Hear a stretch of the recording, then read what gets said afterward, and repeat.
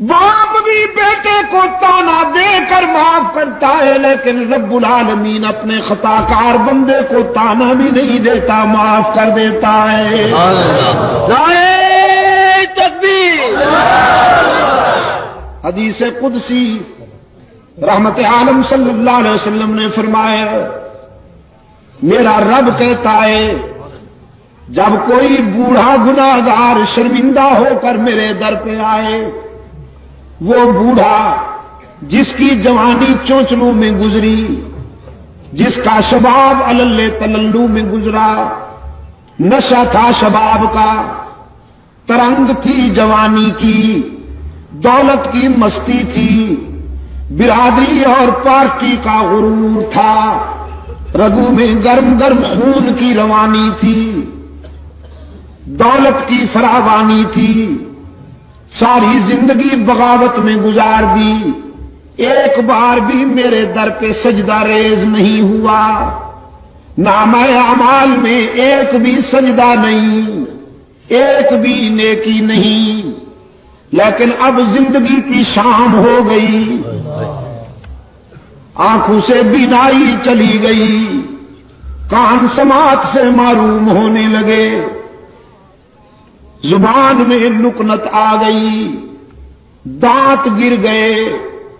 سر کانپنے لگا، بالوں میں سفیدی اتر آئی، بیماریوں نے یلغار کر دیا، معدہ کچھ ہضم نہیں کرتا، کمر جھک گئی، پاؤں کانپنے لگے، ہاتھ لرزنے لگے،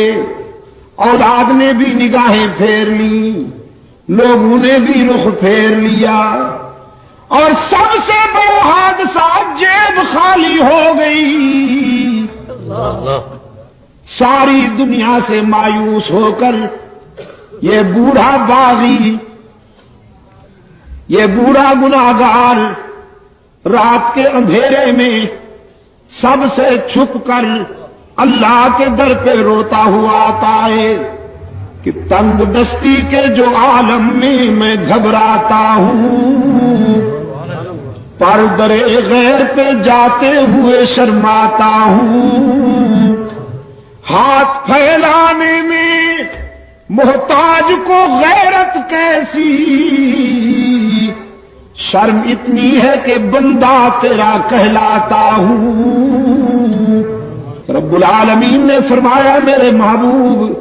میرے پیغمبر، بہت اچھی طرح جانتا ہوں اس بوڑھے کو،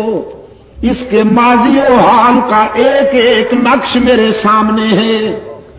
لیکن آج میں اسے در سے اپنے در سے ٹھکراتا نہیں، مایوس نہیں جانے دیتا کہ مجھے اس کے سفید بالوں سے حیا آ جاتی ہے کہ اگر میں بھی اسے ٹھکرا دوں تو کہاں جائے گا، یہ بھول گیا میں کیوں ٹھکراؤں۔ ہاں بیٹا، چھوٹا سا بچہ اگر اپنے گھر سے ہٹ کر کسی دوسرے کے گھر پہ جا کے مانگے، پڑوس کے دروازے پہ کھڑے ہو کر مانگنے لگے، تو پھر ماں یہ تو نہیں کہتی کہ جاؤ اسی گھر میں رہو، تم نے ان سے مانگا کیوں،